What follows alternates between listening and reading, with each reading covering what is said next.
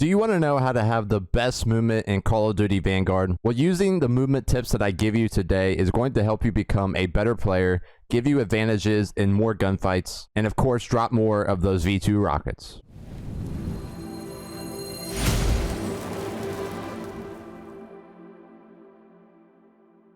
Hey guys, what is going on? It is your boy J King, and today I'm bringing you guys 5 movement tips and tricks in Call of Duty Vanguard. I'm going to be going over things like slide canceling, drop shotting, cammering, pretty much everything to do with movement, and hopefully you'll be walking away from today's video knowing how to move like a pro, which is overall going to help you become a better player. And make sure you stick around for tip number 5, as I do believe that is the most overlooked tip when it comes to movement, and it's one of the most important ones as well. So before we get into today's video, make sure you guys leave a like if you do enjoy. Also hit that subscription button down below and ring that bell for more content just like this. And without further ado, let's hop into it. All right guys, so hopping right into it, tip number 1 is going to be slide canceling. For those of you who don't know what that is, it's basically using the slide mechanic in this game to your advantage. So first I'm going to go over how to actually do slide canceling, and then how you're going to be able to use it around the map to give you an advantage. So the first step in slide canceling is basically just going to be going to slide, right? You're sprinting and you go into a slide. That is the first step. The next step after that is going to be canceling that slide. So basically all you're going to do is once you're in the slide, you're just going to hit the slide button once again. As seen here, I'm going to slide and then I'm going to cancel that slide. I'm going to hit the slide button again, and that's going to stop me from sliding. And then the final step of slide canceling is going to be hitting the jump button directly after you hit the slide button for the second time. So how you do it is you go into a slide, you hit the slide button again, and then you're going to hit whatever your jump button is right after that. So it should look something like this.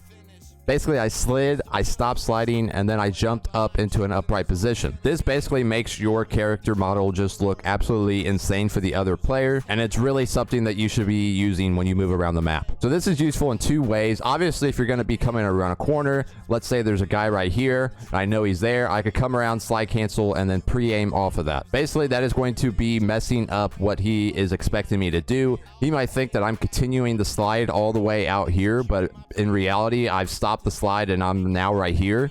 And this way I could also maybe play the corner, and it might look something like this where you come and you slide and then maybe you can back around a corner. But basically this is something you could do where you're coming around corners, then there might be an enemy there. It's going to help give you an advantage in that gunfight. You could also use slide canceling to regen your tactical sprint. So basically how you do this is if you sprint, slide cancel, basically what you want to do again is you're going to want to slide cancel a second time. So something like this, you do it, you slide cancel again, all of a sudden I have tac sprint again. And it's not really hindering my movement that much. So this is something that you can use for getting around the map a little bit quicker. If you slide cancel again, you get that tac sprint back, and it's going to help you hit those angles and those cuts a little bit quicker and help you move around the map a little bit faster. So you can use this for going around corners to give you advantages on enemies, but you could also use it to regen your tac sprint so you can move around the map a little quicker. Overall, this is going to be an extremely important part of your movement. It's going to throw off the enemy aim, make you a harder target to hit as you come around corners, but it's also going to help you move around the map a little bit quicker because you're regenning that tac sprint. So tip number 2 is going to be another important movement when you go around corners. Going around corners is definitely something that is important in Call of Duty, and you could do a lot of things to help you give you an advantage in that gunfight and get that kill on the enemy around the corner. So let's say I know there's an enemy around here somewhere. Basically what I could do is something called bunny hopping. Basically bunny hopping is something that you do after you use a jump shot. So firstly, jump shotting is basically coming around the corner, jumping, and pre-aiming. This is a good way to throw off your enemy's movement. He might be expecting you to come right here, but in reality you're kind of jumping in air over his reticle, so it might throw off his aim a little bit. But what you could do with bunny hopping is you can actually throw off the enemy's movement even more. So if I come around this corner, I come here and I spam the jump button once I hit the ground. So it's important that you're in a tac sprint before you do this. You come around, you pre-aim, and you bunny hop.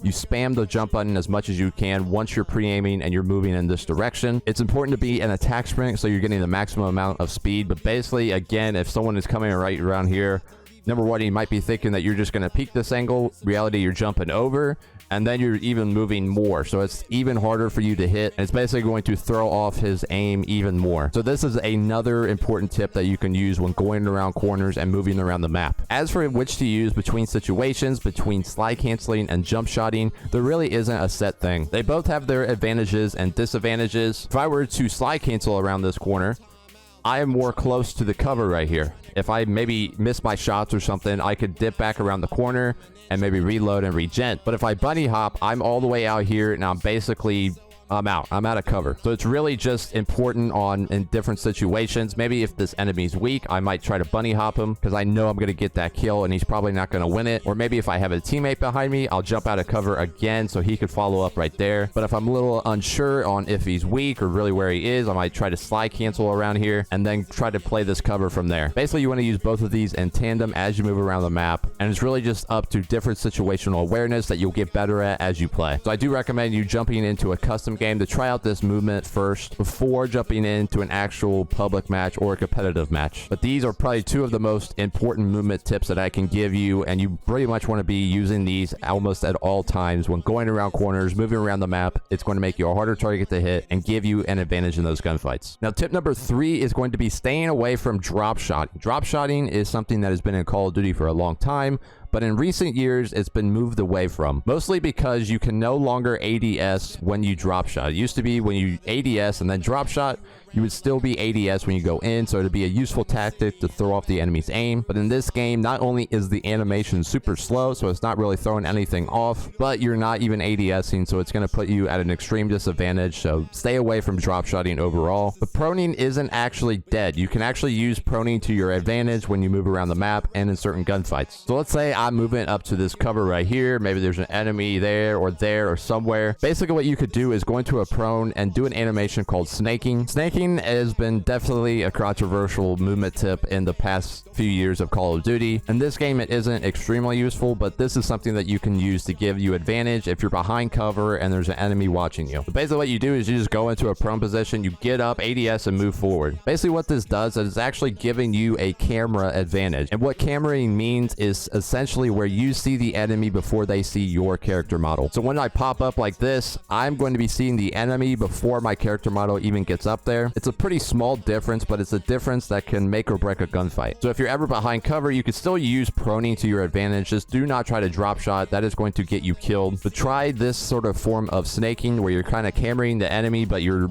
not really putting yourself at a disadvantage, and you're trying to get the advantage on the enemy, maybe throw him off, and you'll get the kill that way. Now, the 4th movement tip is really important and probably something that a lot of people might know, but some of you might not. And this is called shoulder peeking. So essentially, I'm right here. Maybe there's an enemy shooting me from there or maybe over there. What I could do is something called shoulder peeking, where I'm sort of exposing my character just a little bit, just so I can get information on where the enemies are. From there, I can back down and stay in cover. This is the extremely important thing that you need to master if you want to go on any sort of streak or you want to be a competitive player. This is something that is used in almost every competitive game, where you try to peek out, try to get information on where the enemy is. You can even maybe jump spot like this, try to see where the enemy is. And then from there, you can catch the enemy off guard. Maybe I'll shoulder peek right here and then bunny hop. He may not be expecting that. You might catch him off guard. He might be expecting you to shoulder peek again. Maybe he's even pushing up just because he knows you're shoulder peeking, and you could catch an enemy off guard that way. It's also a good way to peek in a corner and not die. Time to kill is extremely fast in this game, so if you peek a corner and there's 2 people maybe watching me from here and there, I'm definitely going to die in this situation. So if I peek like this, I might see him. I might jump spot like this, and then I know the information. I could either back down, or maybe my teammates come help me or something like that. It's a great tip to keep you alive, get you information, and then give you an advantage in the gunfights and how you proceed. And tip number 5 is probably one of the most important tips that I can give you. I've mentioned this in a previous class setup, but this is going to be strafing as much as possible. There's a few reasons for this, but the main one is to make you the hardest possible target to hit. That's basically the theme of this video, is making you a harder target to hit, where you're not just running around predictable and the enemy could track you and hit all their shots. With slide canceling, bunny hopping, and snaking, you could pretty much give you an advantage in gunfights while making you a harder target to hit, catching the enemies off guard. And strafing is one of the most important parts that really not a lot of people realize. If you think about it, if I'm in a gunfight with an enemy and I just stand completely still, what does he have to do with his movement? Does he have to track me? Does he have to do anything really? Really, all he has to do is pull the trigger and get the kill. So basically, you want to maximize your movement when you are ADS to try to make you a harder possible target to hit. The second reason, if you are playing on controller, it actually takes the most advantage of the aim assist in the game. There's 2 parts of aim assist in Call of Duty.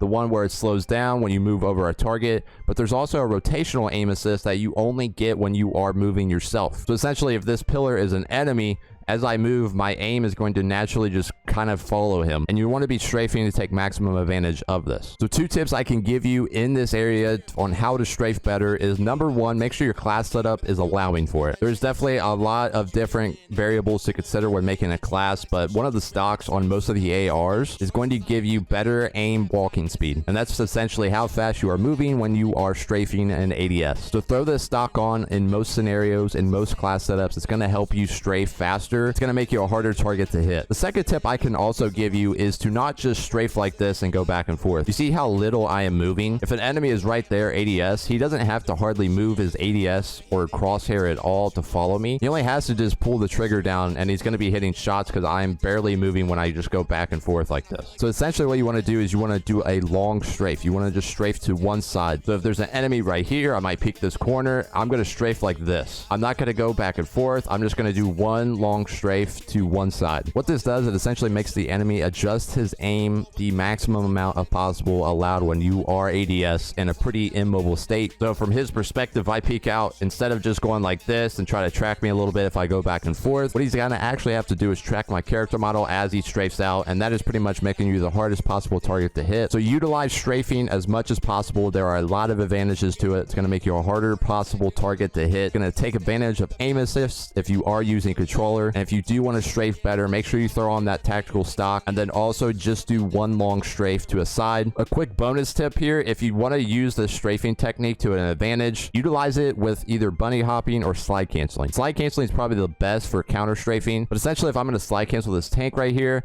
I might just strafe back to this side behind cover. From his perspective, I'm coming out here, I'm in a slide, so he might expect me to come a little bit farther, or maybe even come out of the slide and start strafing to this side. But in reality, I'm sliding, I've stopped, I've stood up, and now I'm strafing backwards. That is going to make you a very hard target to hit. So utilize slide canceling and counter strafing, trying to strafe to one long side as much as possible to make you a harder target to hit. So anyway, guys, that is today's video. Hope you guys did enjoy it. Make sure to leave a like if you did, and I will see you guys in the next one.